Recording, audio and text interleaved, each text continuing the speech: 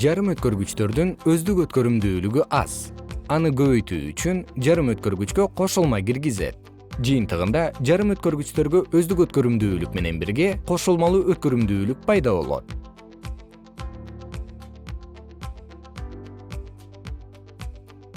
5 валенттүү мышьяктын атомунда сырткы электрондук деңгээлде 5 электрон бар. Эгерде германийдин кристаллына 5 валенттүү мышьяктын атомдорун кошсо, анда 4 электрон германийдин атомдору менен байланыш түзөт. Ал эми мышьяктын 1 электрону өзү менен начар байланышта болот. Жылуулук кыймылда бул электрон атомдон бөлүнүп, эркин болот. Кошулмалар эркин электрондордун санын көбөйтүп, донордук аралашма болот. Донордук аралашмалар бар жарым өткөргүчтөр N тибиндеги жарым өткөргүч болот. Бул жарым бөлүкчөлөрдө токтун негизин алып жүрүүчүсү булар электрондор.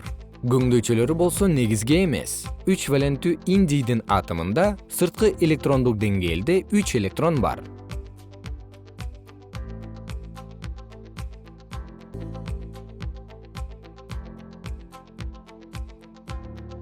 Эгерде германийдин кристаллына 3 валенттүү индийди кошсо, анда индийдин атомуна германий менен тыгыз байланыш кылуу үчүн 1 электрон жетишпейт. Бул байланышты толтуруу үчүн германийдин башка атому өзүнүн электронун берет. Бул учурда анда оң көңдөйчө пайда болот.